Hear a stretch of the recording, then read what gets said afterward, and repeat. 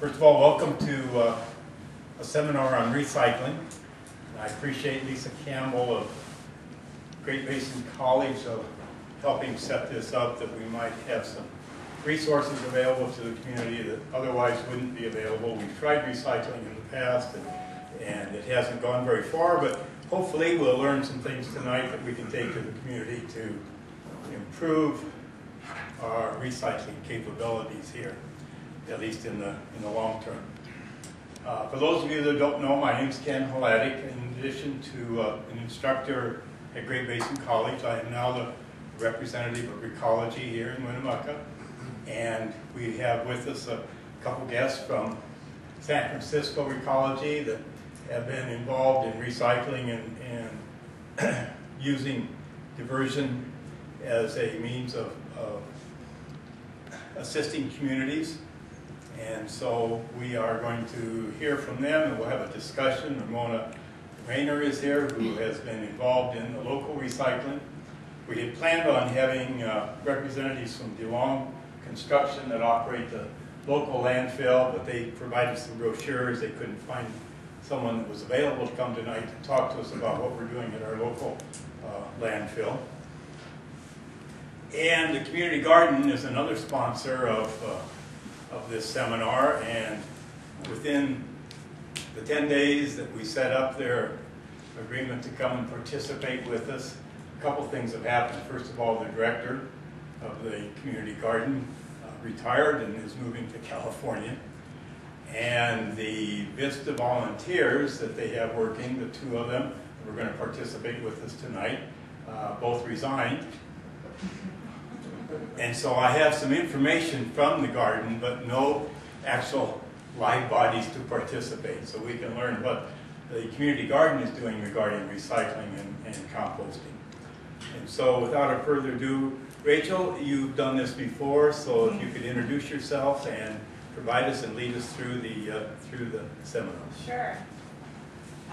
My name is Rachel Oster. I manage government relations for Recology. I work out of the corporate office in San Francisco, California. But I barely work out of the corporate office a lot of the times. I'm traveling. We have facilities in Oregon, California, and here in Nevada. So oftentimes traveling around to the states talking about waste reduction policy and recycling policy. So today, this is just an outline about what we're going to talk about. First, I want to talk about, does recycling really make a difference? This is a question I get a lot. If you're throwing a can in the garbage as opposed to the recycling bin, what's that really doing for the environment? Then we're going to talk about solid waste management around the globe. What other countries are doing for managing their waste streams. Then we're going to talk about solid waste management in the United States. And then we're going to talk about why things are different in different countries. Why does Europe do one thing and why does the United States do another thing? Then we're going to talk about policy that drives solid waste management and what policy is really behind what states are doing, what countries are doing, and why they're doing it.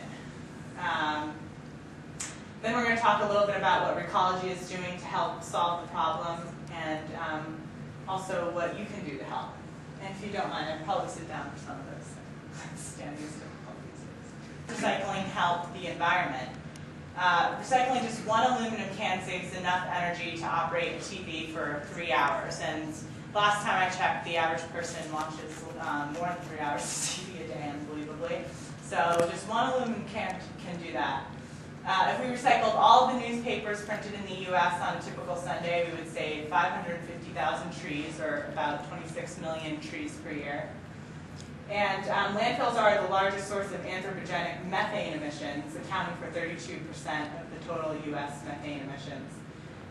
This is generally landfills that accept and take organic waste, are typically bigger methane producers because that organic waste breaks down into methane in an environment that is depleted of oxygen, doesn't have oxygen. So California is mandated, the utilities in California are mandated to have 33% of their energy portfolio be from renewable sources. And we talked about anaerobic digestion before. Biomass to energy, landfill gas to energy, they're all considered renewable. They play a huge part in meeting renewable energy goals for utilities. Actually, we'll talk about it before, but Recology has a project with Pacific Gas and Electric, which is our major utility provider in California, to on landfill gas. So, the utilities are looking more and more toward waste as a way to meet their renewable energy goals. Recology is a little bit about what we do in San Francisco and other communities as well. We have the first of its kind collection system using 3 bins. So, excuse me. Recology was the first company to put in the 3-bin system. The blue bin is for all recyclables, milk cartons, aluminum cans, your sort of typical recyclables that you think about. The green bin also for recyclables, but this is organic recyclables, the food waste I was talking about before, the green waste.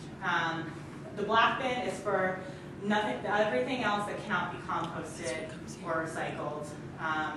And in October of last year, San Francisco passed a law that mandates all residences and commercial customers to provide this service and to separate their waste. So we've seen an increase in almost 100 tons per day of organic waste alone, just the green bin.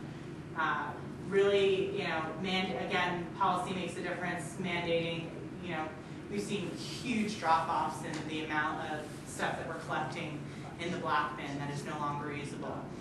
San Francisco just released their latest number for diversion, and right now San Francisco is recycling 77% of all the waste generated. That's Recology too, because we're the only service provider, so we give the credit to the San Francisco residents, but certainly without this 3-bin system, it wouldn't have gotten to that point.